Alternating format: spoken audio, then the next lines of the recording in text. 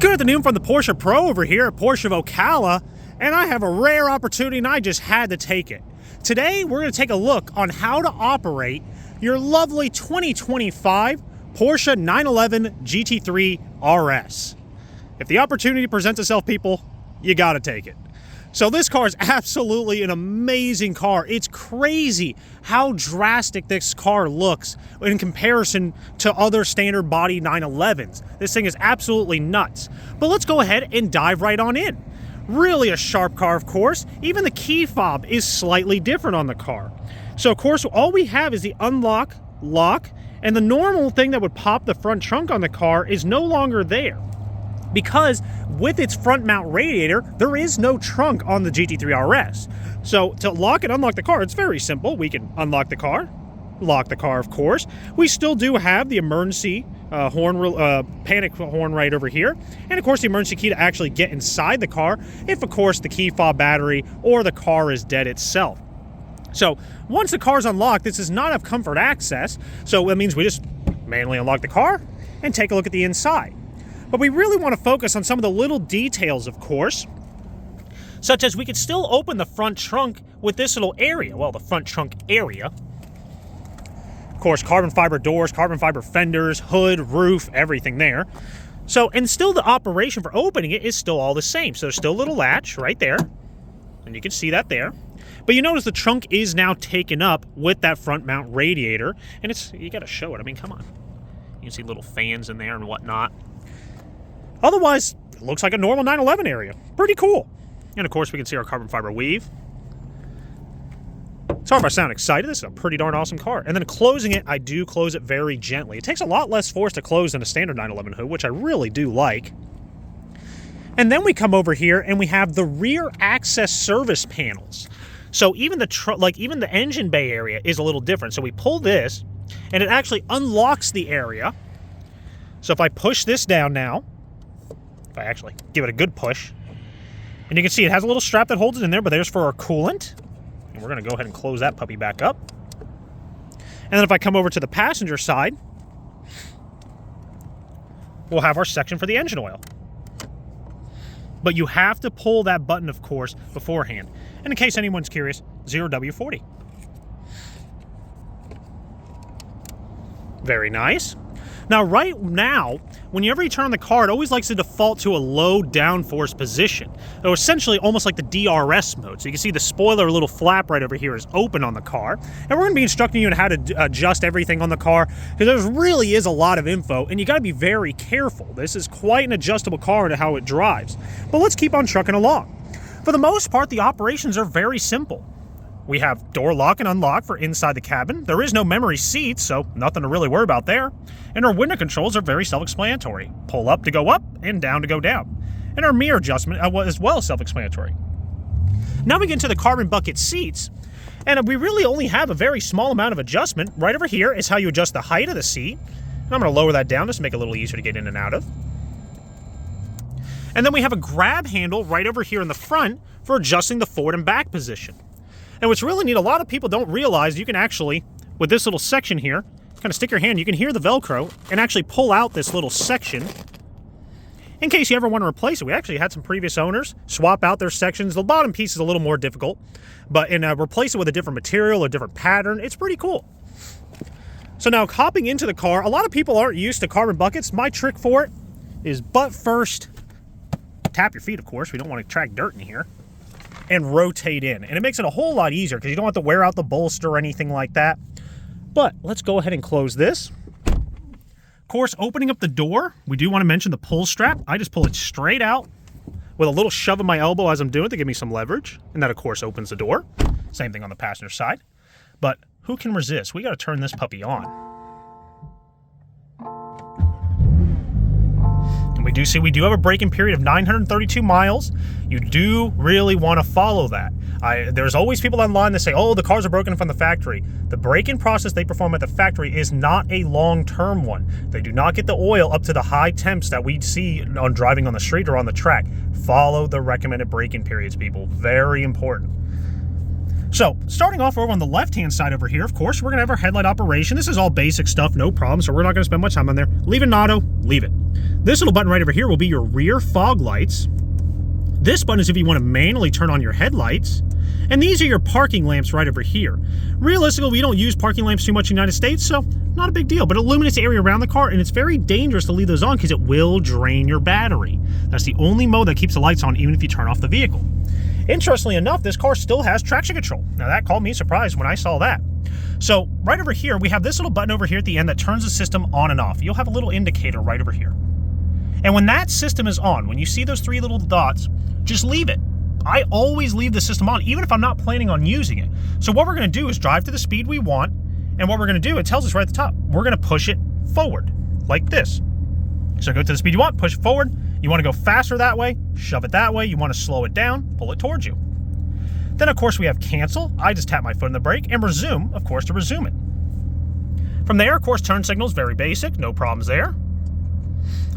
And then our high beam operation, you pull it towards you to flash, and push it away to turn on your automatic high beams right there. If you want your manual ones on it, you can only do it at nighttime. You notice it won't do anything. So that's it, just leave it automatic, no problems at all. Of course, our paddle shifters, left and right of the steering wheel right over here. Your paddles may look a little different depending on packaging and options, of course. Visec pack comes with the carbon fiber magnetic ones, which are pretty darn cool. But we're gonna get into some of these buttons here in just a moment. We just wanna get past the basic controls. So we still have our voice command buttons, but it's instead of being here, it's now here.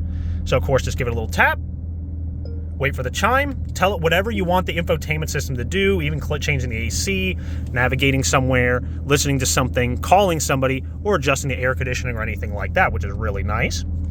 Then, of course, our volume is still here as well. I'm just trying to find all the simple common grounds you'll find on a 911. But now we get into something that's a little more interesting.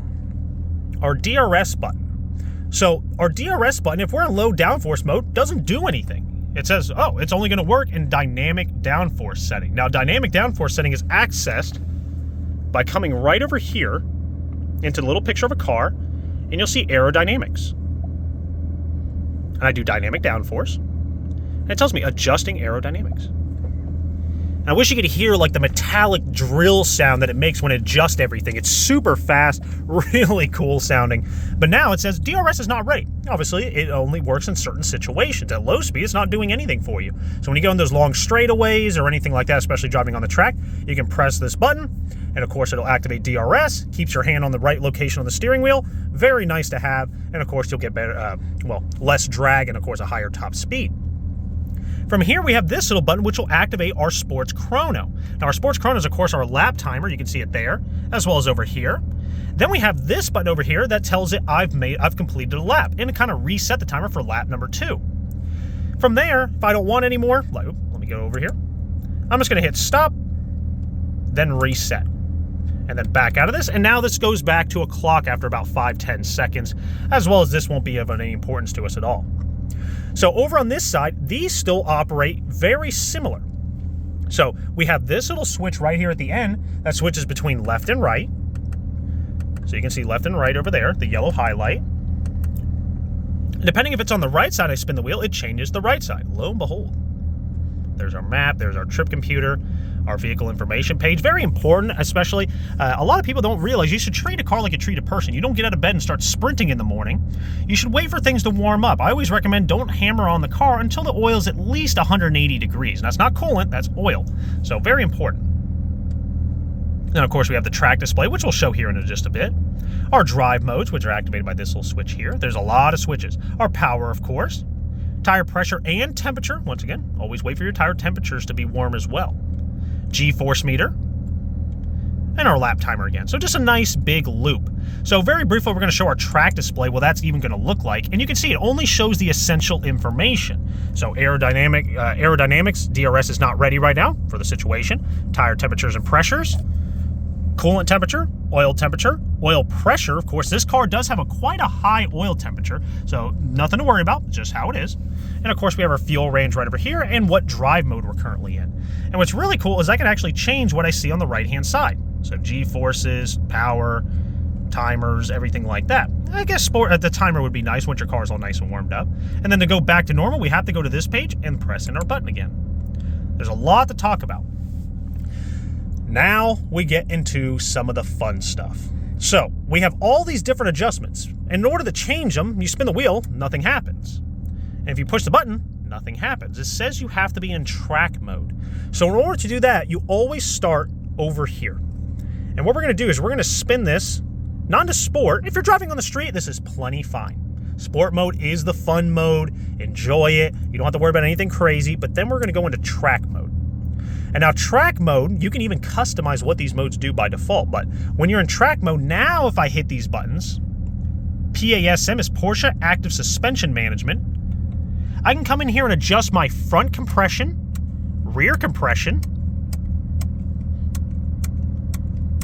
The smaller the number, the softer the ride.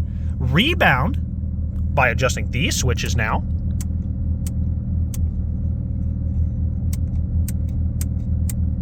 And what's really cool, if you have everything in the softest setting, it's actually a softer ride than a normal GT3. I'm really interested to see how it compares to the new GT3 Touring, which is supposed to have a little bit softer suspension as well. And then once you're done with everything, I hit the button again.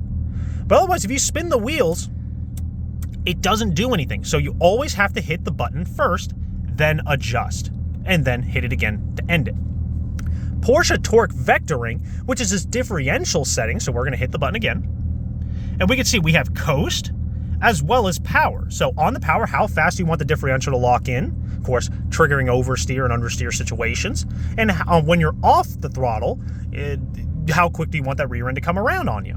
Really nice to have the ability to adjust that, which is really helpful. But really be careful, of course. Get a feel for things. Nice, wide open areas to try this to find what you prefer, because it's going to be a little different on each track. Can't hurt anything, really.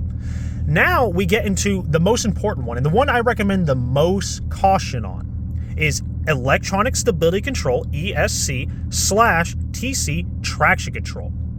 And of course, very similar buttons over here, so we're going to be very careful with these. So stability control is what prevents you from losing control side to side, understeer and oversteer situation, oversteer extremes, things like that. And traction control is what prevents wheel spin. So when I hit this button, we have these little switches over here, and you can adjust it. If you want it fully off, it gives you warnings everywhere. You are on your own. The car will not help you in this mode. So you have to be very careful. Then we have dynamic, so it's there, but a little loosened. You can have a little bit of fun. And how you can control the levels of fun are using this switch now. And you can see, well, the less that it's there, the less it's going to kick in. The more that you have it, the more it's going to kick in. So maybe in a rainy situation, you kind of want it over here. You're really driving hard on the track. You need those fastest lap times. You kick it about right over there. Otherwise, if you want it fully off, that's where you got to come to do this. And you can do these little buttons right here, and you can see now ESC and traction control are fully disabled. There's really, you have to go out of the way to put yourself in a bad situation with this car, especially at almost 2,000 pounds of downforce at 176 miles an hour. You really have to do something pretty bad to hurt anything on this car. But be safe, be cautious with these little switches. It's very important. From here, I'm going to put it back into sport mode. So we're going to hit this little TC button, go back into sport mode. And you can see everything kind of turns back on. It goes nice. This is on the road, nice and safe, but still fun. Then I have the little button here for this one. Now this is how we can customize the defaults. So normal is nice, comfy, soft, quiet-ish. Sport mode, I can choose. Do you want the PDK into sport, where it holds the revs a little longer? Do you want the exhaust system to have the valves open? Do you want the chassis in track, which is our dampeners, of course? Do you want the aerodynamics in dynamic? Do you want track view? And then, of course, we have WBA. Now, WBA, we're going to have to get into that one because there's so many acronyms, people, even I forget them sometimes.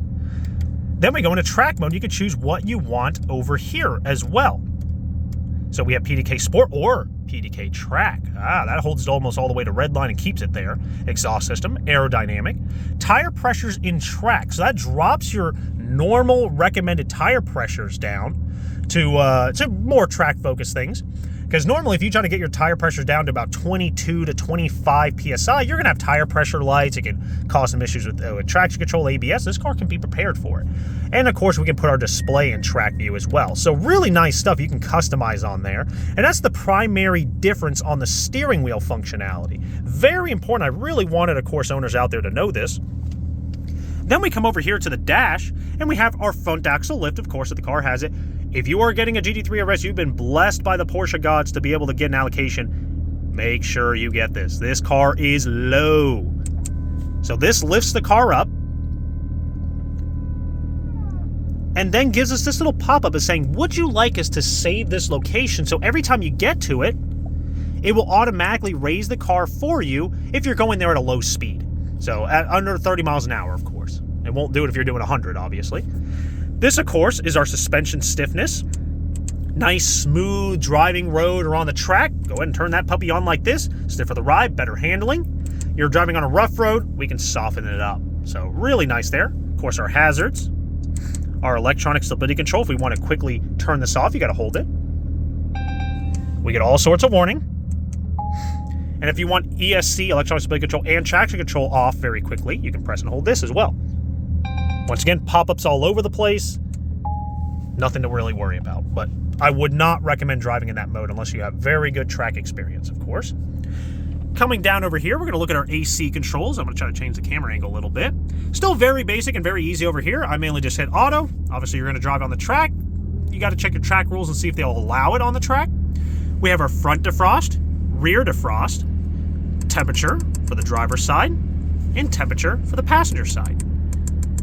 We also have fan speed in the middle, which takes out of all, and that's okay. Everything that's being adjusted and changing, that's perfectly fine. We're going to hit back into auto. A lot of people ask me, well, how do you sync the ACs back up? Because you see now they're unsynced. My secret is I hit AC max, then auto, and it syncs it right back up again without having to go into the system and do it, which is very nice. From there, that's about all the AC controls you can get. If you have the 18-way sports seats, I think they do allow you to offer heated seats, which would be down over here. But, I mean, carbon buckets are cool. From here, we have our radio volume and next station, previous station right here. Sorry about that. Next station, previous station. And we also have our volume right over here on the steering wheel. So we still have basic media controls there. Over on this side, I don't use this dial too much. It's another way to control the screen.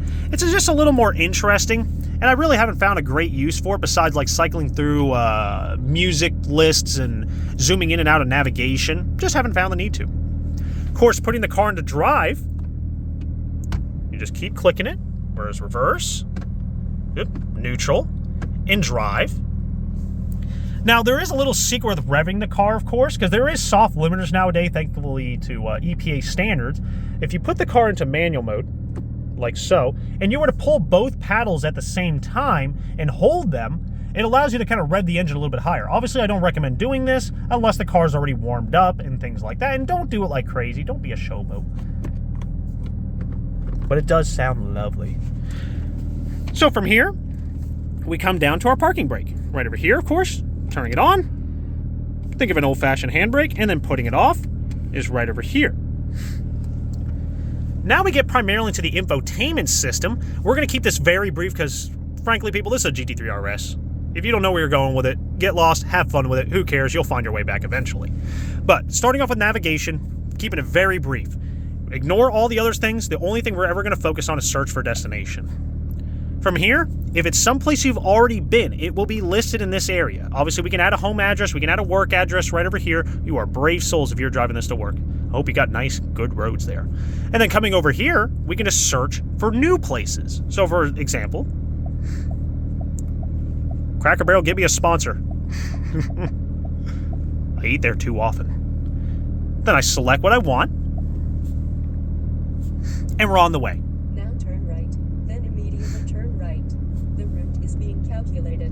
So now I don't want it anymore. I'm done. I've already arrived at the destination, or I don't want to go there anymore. You just hit this little guy right here. And you can see there's the Cracker Barrel. If I want to delete that, I just get rid of it. I'm not going into details on this. I'm actually planning on doing a video on in-depth stuff on the PCM here in just a bit. So look forward to that video. Music, still in my opinion, the most complicated page, but we're going to keep things easy. We are on play. We are listening to Sirius XM. If I want next station, I can hit here or here.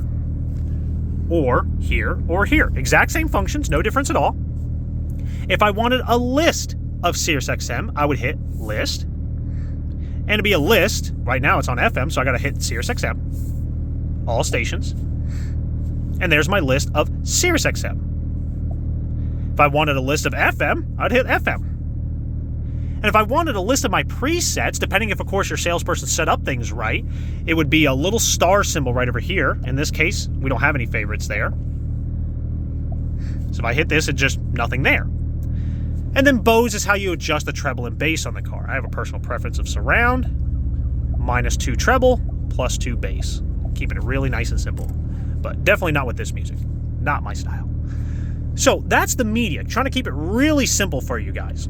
Phone, of course, is one of the easiest pages. Once your phone's hooked up, keypad is for keypad, contacts is for your contacts, and call history is for your history of calls.